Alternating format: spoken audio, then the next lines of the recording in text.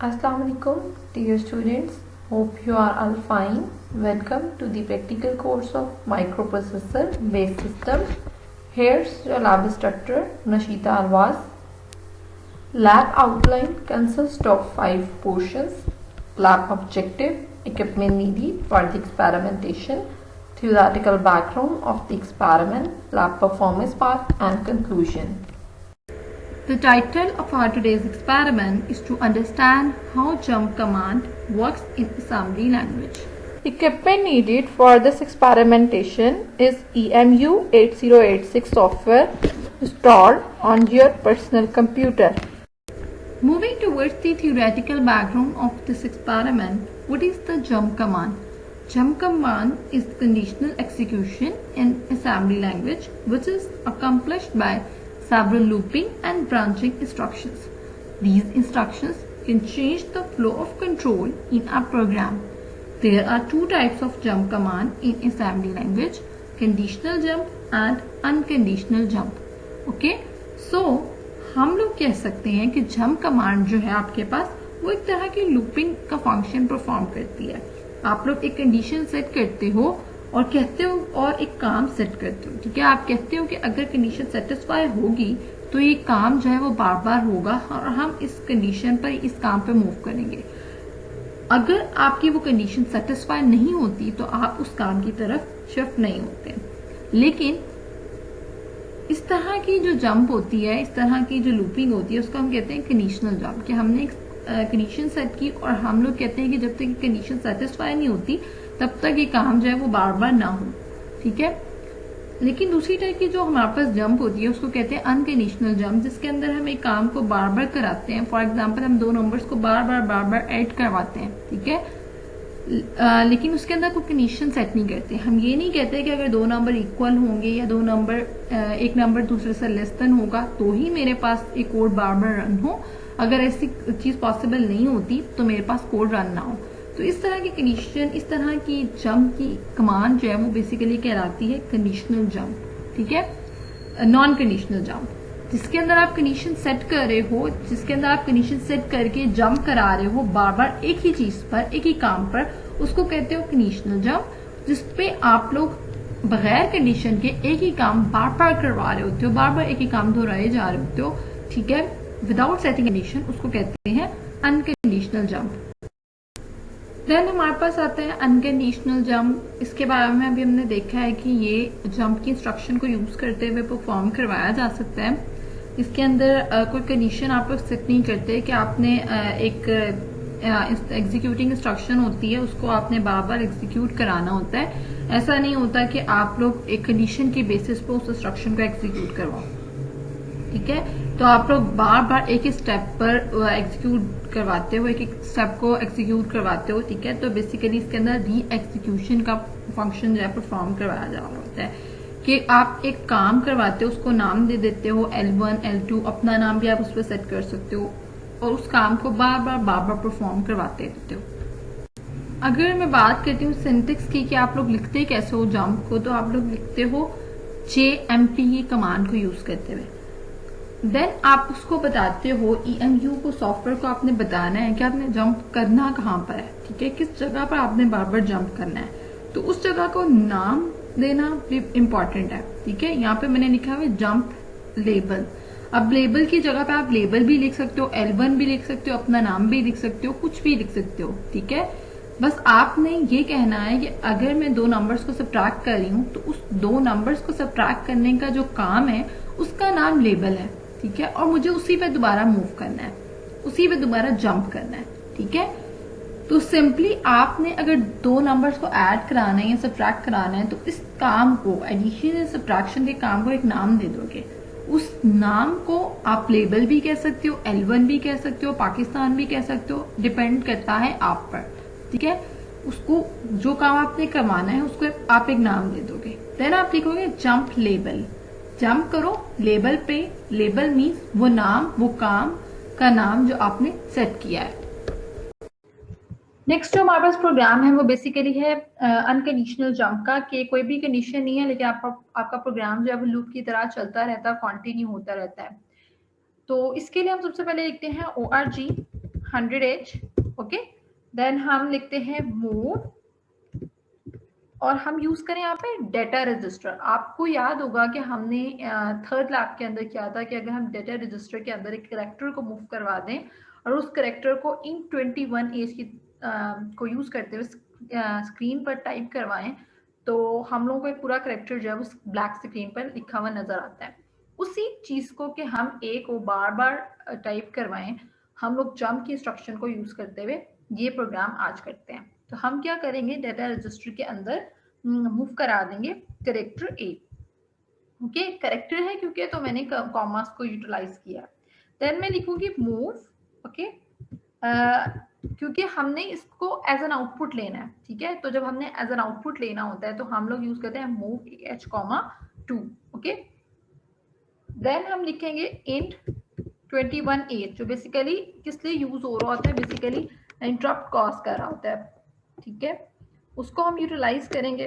Then हम करते हैं यहाँ पर, अब हमने लूप को या जंप की कमांड को यूटिलाइज करना है। अब जब भी आपने जंप की इंस्ट्रक्शन को यूज करना है ना, तो हम लोग कहते हैं कि ये जो हमने पूरा काम करवाना है इस पर जंप कर जाओ, ठीक है। तो ये जो पूरा काम है कि एक कैरेक्टर ए को मैंने एज एन आउटपुट अपनी ब्लैक स्क्रीन पर देखना है, ठीक है। कैरेक्टर ए को एज एन आउटपुट मैंने अपनी ब्लैक स्क्रीन पर देखना है, ये काम है। इस काम को मुझे एक नाम देना पड़ेगा। और क्यों नाम देना पड़ेगा, क्योंकि मैं जंप की इंस्ट्रक्शन यूज करी हूँ। मैं जंप को कहूंगी कि इस काम पे मूव कर जाए, वो काम करवाएगा, फिर मैं कहूंगी उसको उसी काम पे मूव कर जाए। तो जो काम है उसकी लाइन बाय लाइन उसके इंस्ट्रक्शन तक जाने से पहले मैं उसको एक स्पेसिफाई कर दूंगी कि इस टास्क का एक ही नेम है, तो उसको कहते हैं हम लेबलिंग, ठीक है। यहाँ पर मैं स्टार्ट पे अपने प्रोग्राम के अपने इस कोड का लेबल लिखती हूँ, जो मैंने यहाँ पे L1 कॉलन से लिख दिया। आप यहाँ पे L1 की बजाय कुछ भी लिख सकते हो, अपना नेम भी लिख सकते हो, ठीक है। तो यहाँ पे मैंने फिलहाल L1 लिख दिया है, और यहाँ मैं लिखूंगी जंप, JMP जंप L1। मैं इसे कहूंगी कि ORG 100H ये वाला काम है, L1 उसको नाम दे दिया कि डेटा रजिस्टर के अंदर आपके ए चला जाए कैरेक्टर, उस ए को आप स्क्रीन पर टाइप कर दो। फिर जंप की कमांड कहेगी दोबारा से इस स्टेप पर चले जाओ, दोबारा से इसको टाइप कराओ। फिर आप ऊपर चले जाओगे, दोबारा से प्रोसीजर होगा। फिर जब इस लाइन पर आओगे, फिर जंप की कमांड कहेगी कि दोबारा से एल पर चले जाओ, और फिर आप कर दोगे RET रिटर्न। तो बेसिकली ये पूरा प्रोग्राम है। अब हम इसको इमुलेट करके देखते हैं कि हमारे पास रिजल्ट्स कैसे आते हैं। इमुलेट पर मैंने क्लिक किया, ओके। तो हम लोग जो है वो सिंगल स्टेप करते हैं, ठीक है।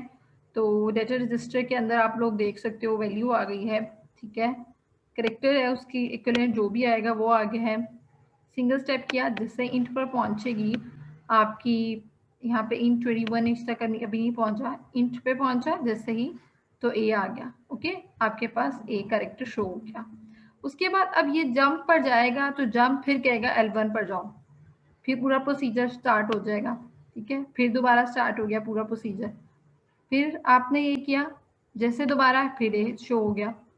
फिर आपने जो है जंप पर आए, उसने कहा दोबारा मूव कर जाओ। फिर आपने इन 21 एज पे पहुंचे, उसके बाद आपने फिर देखा तो फिर ये आ गया। तो बेसिकली क्या है कि आप लोग एक काम बार बार करा रहे हो, इसमें कंडीशन नहीं है, इसमें सिर्फ जंपिंग है कि आपने एक पॉइंट पर आप आए, उसको कहा फिर दोबारा पीछे मूव कर जाओ, फिर आए एक पॉइंट, उसी पॉइंट पे फिर उसने कहा पीछे मूव कर जाओ। तो ये होती है आपके पास अनकंडीशनल जंप। अब मैं अगर बात करती हूँ डिफरेंट कंडीशनल जंप्स की जो हम लोग यूज कर रहे हैं यहाँ पर, तो उसकी बेसिकली 4 टाइप्स हैं कंडीशनल जंप्स की जो हम यहाँ पर यूज करेंगे। फर्स्ट वन है जंप 0, देन हमारे पास है जंप नॉट 0, देन हमारे पास है जंप कैरी, एंड देन है जंप नॉट कैरी। तो फर्स्ट वन जो है जंप 0, उसके अंदर आप लोग एक पर्टिकुलर सिचुएशन में जंप तब करते हो जब आपके पास 2 नंबर के आंसर में या फिर आपके आंसर में 0 जनरेट हो रहा होता है, ठीक है। अगर तो आपके आंसर में 0 नहीं आ रहा तो आप एक पर्टिकुलर सिचुएशन पे दोबारा से जंप नहीं करोगे, ठीक है। अगर तो इस सिचुएशन के आंसर में 0 आ रहा है तो जंप करोगे उसी सिचुएशन पे दोबारा से, अदरवाइज आप जंप नहीं करोगे।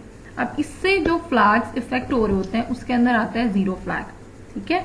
नेक्स्ट आप लोगों के पास है जंप नॉट 0, जो कि आपके पास कंडीशनल जंप की ही एक कमांड है। इसके अंदर आपके पास अगर आंसर के अंदर 0 नहीं आ रहा होता तो आप एक पर्टिकुलर सिचुएशन पर जंप करते हो।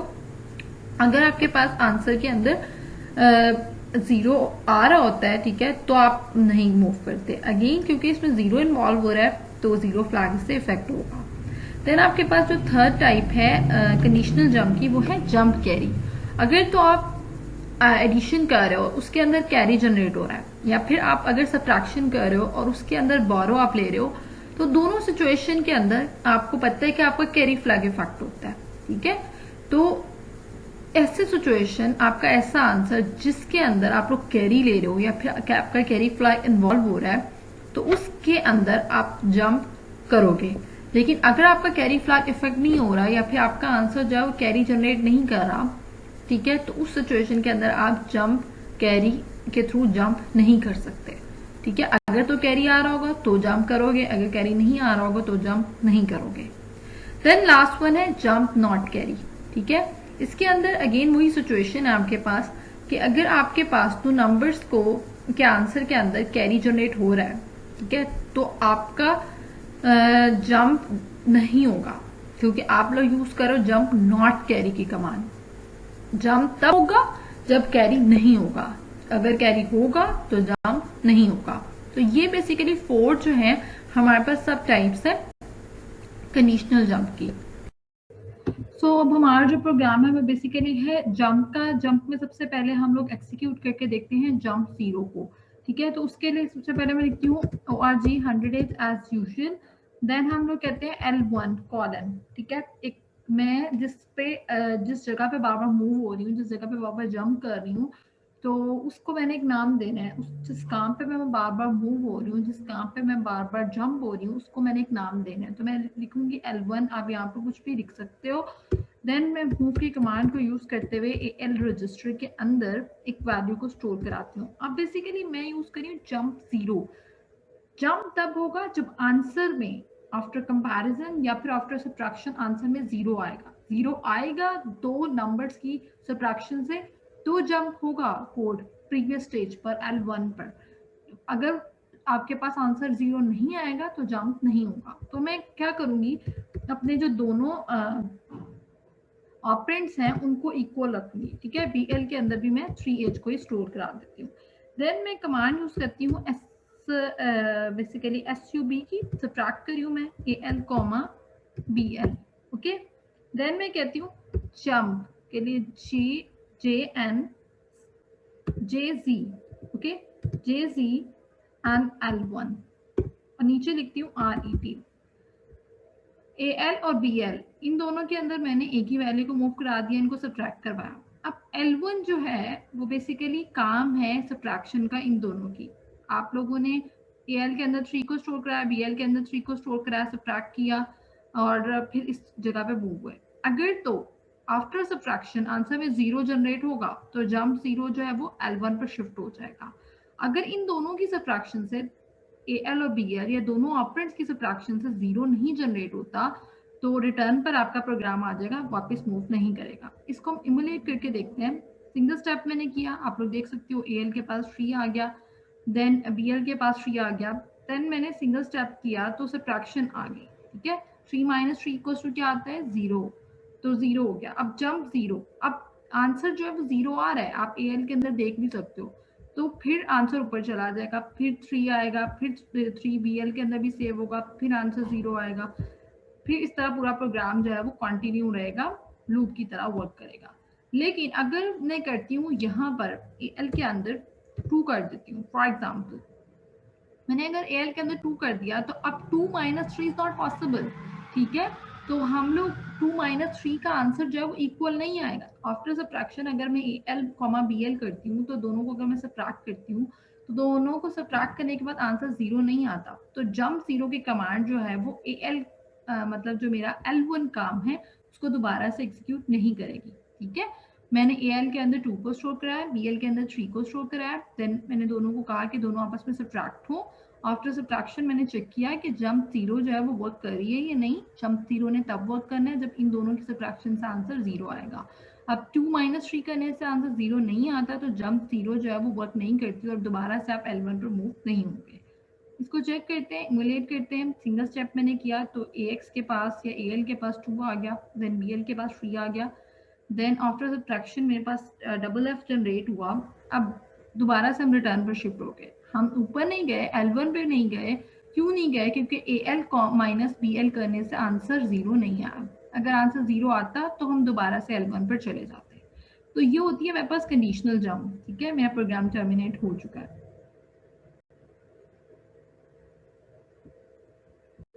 देन अब मेरे पास जो अगला प्रोग्राम है वो बेसिकली है जंप नॉट जीरो का। ठीक है, जंप तब होगा, यहाँ पे प्रोग्राम जब बार बार दोबारा L1 पर तब जाएगा जब आंसर 0 के इक्वल नहीं होता। तो मैं सिंपली क्या करूंगी, यही कोड रहने देती हूँ, मैं यहाँ लिख देती हूँ जंप एन जी।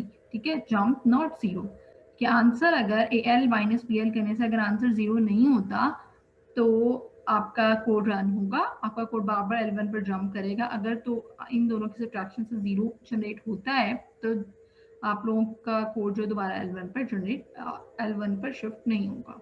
ठीक है, इमुलेट करते हैं। A के पास आप लोग देख सकते हो 2 आ गया, PL के पास आप लोग देख सकते हो 3 आ गया। देन आफ्टर सब्ट्रैक्शन मेरे पास AL के पास वैल्यू आ गई है, मीन्स 0 नहीं आया। ठीक है, जब 0 नहीं आता तो आपका कोड जो है जंप नॉट 0 की कमांड के अंदर दोबारा से L1 के पास चला जाता है। आप लोग देखोगे ये दोबारा से हम इसको काम को करना शुरू कर दिया हमने। अगेन से L के पास वैल्यू आई, BL के पास वैल्यू आई, देन सब्ट्रैक्शन हुई, देन दोबारा से आप वापस चले गए। तो ये जंप के थ्रू आप लूप में वर्क कर रहे हो।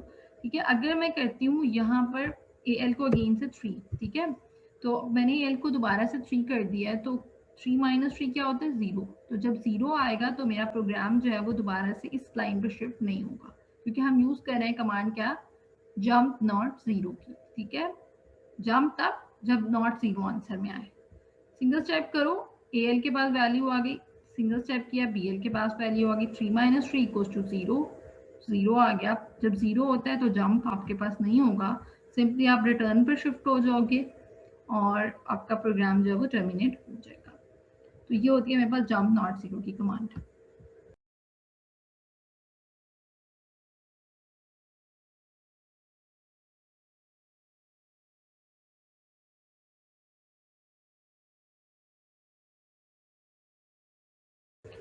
देन अब हमारे पास जो है कोड में बेसिकली जंप कैरी का। जब कैरी आप लोग लोगे, सब्ट्रैक्शन के अंदर कैरी लोगे, तब आप लोगों के पास जो है मतलब जंपिंग होगी, लूप की तरह आपका प्रोग्राम वर्क करेगा। अगर तो कैरी जनरेट नहीं हो रहा तो आप लोगों का प्रोग्राम जो है वो लूप की तरह वर्क नहीं करेगा, बार बार एक ही लाइन पर जंप होकर नहीं जाएगा। ठीक है, तो कैरी तब आता है सब्ट्रैक्शन के अंदर जब आपका डेस्टिनेशन जो है वो सोर्स से कम होता है, क्योंकि अगर डेस्टिनेशन माइनस सोर्स करना होता है, अगर डेस्टिनेशन छोटा होगा तो हम उसको में से सोर्स को माइनस नहीं कर सकते। ठीक है, तो मैं सिंपली लिखूंगी org 100h, देन मैं लिखती हूँ, बेसिकली मैंने लिखना है L1 नाम देना है अपने कोड को, देन मैं लिखती हूँ मूव AL, 3h, देन मैं लिखती हूँ मूव PL, 3h। अब ये दोनों इक्वल है, दोनों को इक्वल नहीं करते, हम डेस्टिनेशन को शॉर्ट कर देते हैं, छोटा कर देते हैं, स्मॉलर कर देते हैं। तो स्मॉलर के अंदर मैंने 2 लिख दिया, डेस्टिनेशन AL रजिस्टर है मेरा, और सिंपली मैं क्या करती हूँ, मैं अगली लाइन पर शिफ्ट हो जाती हूँ, SUB की कमांड यूज करूंगी। ठीक है, SUB की कमांड क्या करेगी, डेस्टिनेशन जो मेरा AL रजिस्टर है, ठीक है, उसको सब्ट्रैक्ट कर देगी मेरे BL रजिस्टर से। ठीक है, अब AL के पास क्या है 2, और 2 माइनस 3 में आपको कैरी चाहिए होता है, तो हम लोग यहाँ पे कमांड जो यूज कर रहे हैं वो ये है जंप कैरी की। अगर तो आपको कैरी चाहिए तो आपका प्रोग्राम L1 पर शिफ्ट होगा, अगर कैरी नहीं चाहिए तो प्रोग्राम L1 पर शिफ्ट नहीं होगा। रिटर्न कर दिया। अब इस सिचुएशन के अंदर हमें कैरी चाहिए तो प्रोग्राम एक लूप की तरह वर्क करेगा। सिमुलेट किया, सिंगल स्टेप किया, AL के पास 2 आ गया, BL के पास 3 आ गया। ठीक है, सब्ट्रैक्शन करने के बाद कैरी जनरेट हो रहा था, तो जंप कैरी से आप देखोगे दोबारा से प्रोग्राम लूप की तरह वर्क करेगा। फिर हम लोगों ने वही सिचुएशन हुई, फिर हम ऊपर चले गए, फिर लूप की तरह आपका प्रोग्राम L1 पर बार बार शिफ्ट होगा, बार बार जंप होगा, क्योंकि हम लोगों ने जो कंडीशन लगाई हुई है वो है जंप कैरी की कंडीशन। जंप तब होगा जब कैरी होगा, जंप तब नहीं होगा जब कैरी नहीं होगा। ठीक है, अब इसके अंदर जंप क्यों हो रहा है L1 पर? जे सी जंप करो जब कैरी आए किस पर? L1 पर। ठीक है, क्यों हो रहा है? क्योंकि आपके पास कैरी इस पूरे सिचुएशन के अंदर, इस पूरी कंडीशन के अंदर जनरेट हो रहा है।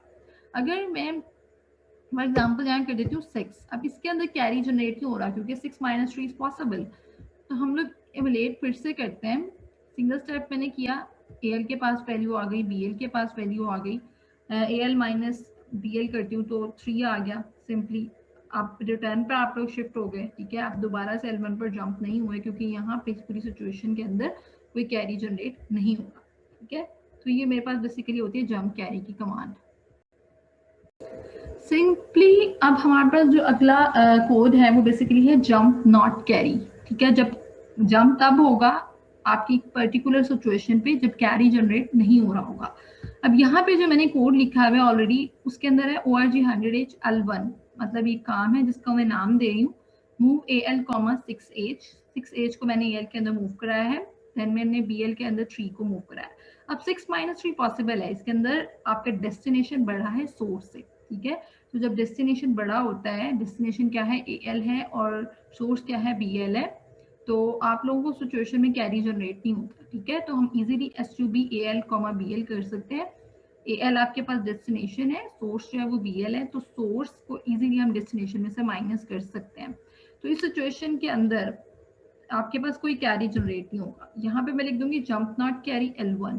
ठीक है, जब नॉट कैरी की कमांड क्या करेगी? चेक करेगी कि आफ्टर सब्ट्रैक्शन यहाँ पे कोई कैरी हो रहा है, मतलब आपको सब्ट्रैक्शन के लिए कोई कैरी चाहिए। अगर नहीं चाहिए तो L1 पे दोबारा से मूव हो जाएगा, अगर तो चाहिए होगा तो L1 पे मूव नहीं होगा।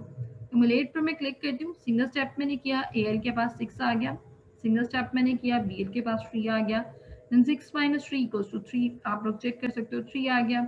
देन अगेन से आप L1 वाले काम पर शिफ्ट हो गए क्योंकि आपके पास आंसर जो है वो कैरी नहीं ले रहा, और हमने कहा है जंप नॉट कैरी।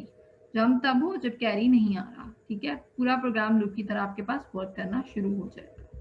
लेकिन अगर मैं यहाँ पर कर देती हूँ 1, ठीक है, हमें कर देती हूँ 1, तो AL जो छोटा हो गया BL से, यहाँ पे हमें AL के पास को कैरी लेना पड़ेगा। ठीक है, क्योंकि 1 - 3 पॉसिबल नहीं है, डेस्टिनेशन छोटा है सोर्स से, तो हम लोग को कैरी लेना पड़ेगा। इस सिचुएशन के अंदर आप लोग देखोगे कि जंप नॉट कैरी की जो कमांड है वो दोबारा से इस लाइन पर शिफ्ट नहीं होगी, लूप की तरह वर्क नहीं करेगी, क्योंकि इसमें आपने कंडीशन शिफ्ट सेट की हुई है कि जब तक कैरी नहीं आता तब तक आप लोगों के पास जो है जंप नहीं होगा।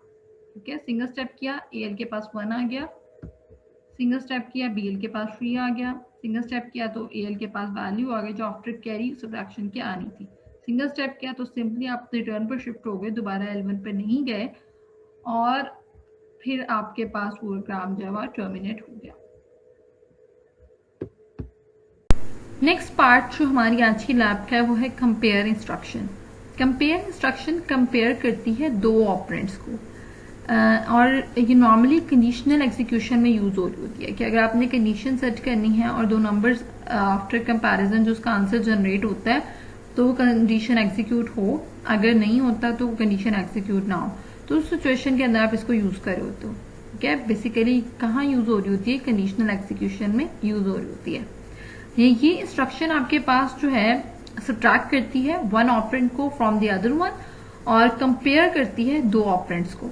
अगर तो आपके पास आप लोग चेक करते हो कि दोनों ऑपरेंड्स के कंपैरिजन से आपके पास नंबर जो है वो अगर दोनों इक्वल होते हैं और दोनों को आप कंपेयर करते हो तो आंसर 0 आता है, क्या जिससे आपका 0 फ्लैग इफेक्ट होता है। अगर आप दोनों को सब्ट्रैक्ट करते हो और दोनों नंबर्स इक्वल नहीं होते तो 0 फ्लैग तो इफेक्ट नहीं होता, लेकिन अगर आपका डेस्टिनेशन जो है वो छोटा होता है सोर्स से तो बेसिकली क्या हो रहा होता है कि आपके पास कैरी फ्लैग इफेक्ट हो रहा होता है। तो बेसिकली कंपेयर की इंस्ट्रक्शन जो है क्या करती है, दो नंबर्स को कंपेयर करती है और फ्लैग्स को चेक करती है कि वो किस तरह से इससे इफेक्ट हो रहे हैं। ठीक है, डिफरेंस क्या होता है कंपेयर इंस्ट्रक्शन में और सब्ट्रैक्शन में, क्योंकि दोनों में हो तो सब्ट्रैक्शन ही रही है ना, दोनों को माइनस ही करो दो नंबर्स को, तो कंपेयर के अंदर आप लोग दो नंबर्स को माइनस तो करते हो, लेकिन आंसर आपका डेस्टिनेशन में स्टोर नहीं होता, डेस्टिनेशन रजिस्टर के अंदर स्टोर नहीं होता। आपका आंसर जो है सिर्फ फ्लैग रजिस्टर्स की वैल्यू को चेंज करता है। Compare instruction does not disturb the destination और source operands. Okay, it is use along with the conditional jump instruction for decision making. Mnemonics जो हम लोग यूज करते हैं इसके लिए होती है CMP की, ठीक है। फॉर्मेट जो है इसका वो है CMP, कंपेयर मीन्स डेस्टिनेशन को हम D से लिख रहे हैं, कॉमा सोर्स, ठीक है, कि हम कंपेयर कर रहे हैं डेस्टिनेशन को सोर्स से। और इसके अंदर हम लोग जो है क्या कर रहे होते हैं, हम सेटिंग और रीसेटिंग द फ्लैग कर रहे होते हैं, और फ्लैग्स जो इससे नॉर्मली इफेक्ट हो रहे होते हैं वो 0 फ्लैग होते हैं और कैरी फ्लैग होते हैं। सो अब हमारे पास है कि हमारे पास कंपेयर की इंस्ट्रक्शन को यूज करते हुए कौन कौन से फ्लैग्स किस तरह से इफेक्ट कर रहे होते हैं। फॉर एग्जाम्पल मैं दो नंबर्स को कंपेयर कर रही हूँ, दो नंबर्स जो है वो मेरे डेस्टिनेशन और सोर्स हैं, ठीक है। अगर तो डेस्टिनेशन की वैल्यू जो है वो सोर्स के इक्वल आती है, ठीक है, तो डेफिनेटली दो नंबर्स को अगर मैं माइनस करती हूँ तो आंसर जो है अगर वो सेम हो तो आंसर 0 आता है। तो 0 फ्लैग की वैल्यू सिचुएशन के अंदर 1 हो जाएगी, जबकि कैरी फ्लैग की वैल्यू 0 रहेगी। अगर मेरा डेस्टिनेशन जो है वो छोटा होता है सोर्स रजिस्टर से, ठीक है, डेस्टिनेशन के अंदर जो मैंने वैल्यू मूव करवाई है वो सोर्स रजिस्टर से के अंदर जो वैल्यू मैंने मूव कराई है उससे छोटी है, तो आपके 0 फ्लैग की वैल्यू 0 ही रहेगी, लेकिन कैरी फ्लैग की वैल्यू 1 हो जाएगी, क्योंकि आपको सब्ट्रैक्ट करने के लिए बोरो करना पड़ेगा। और जब आप दो नंबर्स कोई सब्ट्रैक्शन के लिए बोरो करते हो किसी एक नंबर को, तो आपका जो फ्लैग इफेक्ट हो रहा होता है वो होता है कैरी फ्लैग। देन अगर आप लोगों का डेस्टिनेशन रजिस्टर के अंदर जो आपने वैल्यू मूव करवाई है वो बड़ी है सोर्स रजिस्टर के अंदर जो आप लोग वैल्यू मूव करा रहे हो उससे, तो ना तो आपका 0 फ्लैग इफेक्ट होगा और ना ही आपका कैरी फ्लैग इफेक्ट होगा। ओके, तो अब हमने यहाँ पर जो एक्सपेरिमेंट परफॉर्म करना है वो बेसिकली है कंपेयर इंस्ट्रक्शन का। सबसे पहले हम एज यूजुअल लिखेंगे ORG 100H, देन हम लिखेंगे मूव की कमांड। मूव की कमांड को हम यूज करते हुए AL रजिस्टर जो बेसिकली हमारा डेस्टिनेशन रजिस्टर है उसके अंदर एक वैल्यू को स्टोर कराएंगे, ठीक है। AL रजिस्टर के अंदर मैं स्टोर करा देती हूँ 3 और 2 कर लें आप, 2H कर दिया मैंने। देन आप BL रजिस्टर के अंदर जो बेसिकली हमारा सोर्स रजिस्टर है उसके अंदर 3H करा दें मूव। देन हम लोग यूज करते हैं निमोनिक्स कंपेयर का, CMP AL, BL means compare करो AL को BL से, इन दोनों को कंपेयर करो। अब कंपेयर बेसिकली कंपैरिजन की जो कमांड है, कंपेयर की जो कमांड है वो क्या करेगी, AL और BL की वैल्यूज को कंपेयर करेगी, बेसिकली क्या करेगी, सब्ट्रैक्ट करेगी, लेकिन आंसर जो है वो डेस्टिनेशन में स्टोर नहीं करेगी, वो सिर्फ और सिर्फ फ्लैग्स की वैल्यू को चेंज कर रही होगी। तो हम लोग क्या करेंगे, कंपेयर के थ्रू AL और BL को कंपेयर करके देखेंगे। देन RET में यूज करती हूँ। अब अभी हमने देखा है कि अगर हमारा डेस्टिनेशन जो है वो स्मॉलर होता है हमारे सोर्स से, डेस्टिनेशन अगर लेस देन है सोर्स से, तो आपका कैरी फ्लैग की वैल्यू 1 हो जाएगी। इसको हम चेक करके देखते हैं कि क्या होता है, इस तरह से पॉसिबल होता भी है या नहीं। तो इमुलेट करते हैं, सिंगल स्टेप मैंने किया तो आप लोग देख सकते हो AL के पास 2 आ गया, सिंगल स्टेप किया तो BL के पास 3 आ गया। देन कंपैरिजन होगा तो आप देख सकते हो डेस्टिनेशन की वैल्यू चेंज नहीं हुई, क्योंकि उसको एक कैरी चाहिए। तो हम लोग चेक करते हैं कि फ्लैग रजिस्टर पे क्या इफेक्ट हुआ है। तो आप लोग देख सकते हो कैरी फ्लैग की वैल्यू 1 हो गई है। क्यों 1 हुई है, क्योंकि हमारा डेस्टिनेशन जो है उसकी वैल्यू जो है वो हमारे सोर्स की वैल्यू से कम है। देन मैं सिंगल स्टेप करती हूँ और अपना पूरा प्रोग्राम जो है वो टर्मिनेट कर देती हूँ। अब जो नेक्स्ट हमारे पास कंपेयर का ही प्रोग्राम है वो ये है कि मैंने अपने डेस्टिनेशन और सोर्स दोनों की वैल्यू को इक्वल करके देखना है। तो इसके अंदर मैं क्या करती हूँ, मैं AL की वैल्यू को ही वैल्यू को 3 कर देती हूँ, ठीक है। मेरे पास AL जो है वो डेस्टिनेशन रजिस्टर है, BL जो है वो सोर्स रजिस्टर है। अब सोर्स और डेस्टिनेशन दोनों को कंपेयर करके मैं देखती हूँ कि मेरे पास रिजल्ट्स जो हैं वो क्या आते हैं। तो हमें पता है जब हमारा डेस्टिनेशन जो है वो सोर्स के इक्वल होता है तो 0 फ्लैग की वैल्यू जो है वो 1 हो जाती है, क्योंकि आफ्टर सब्ट्रैक्शन जो है आपके पास 0 आंसर में आता है। तो अब हम इसको एमुलेट करके देखते हैं। सिंगल स्टेप किया, AL के पास 3 आ गया, सिंगल स्टेप किया, BL के पास 3 आ गया। देन मैंने दोनों को कंपेयर किया तो बेसिकली 0 आना था, तो उसने बेसिकली किसकी वैल्यू चेंज करनी थी, उसने फ्लैग रजिस्टर की वैल्यू चेंज करनी थी। तो आप लोग देख सकते हो 0 फ्लैग के अंदर 1 आ गया है, जो कि हमारे पास तब आता है जब हमारा सोर्स जो है वो डेस्टिनेशन के इक्वल होता है।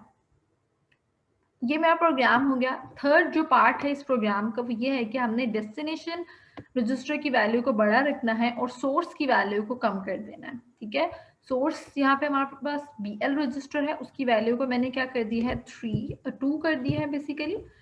मतलब BL जो मेरा सोर्स रजिस्टर इसकी वैल्यू को कम किया, तो 3 से 2 कर दिया। डेस्टिनेशन जो है उसको 3 ही रखा। तो अब हम कंपेरिजन करके देखते हैं।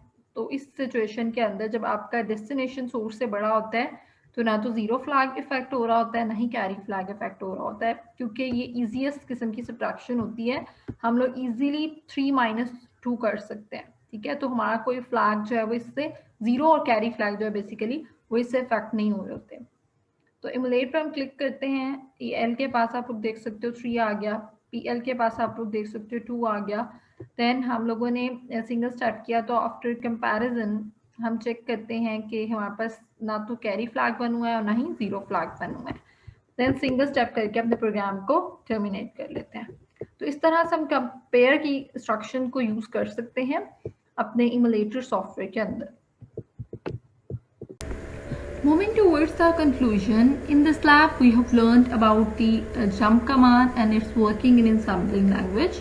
We have also implemented jump instruction, which is further characterizes on the basis of conditional and unconditional jump instructions in programs using EMU 8086 software.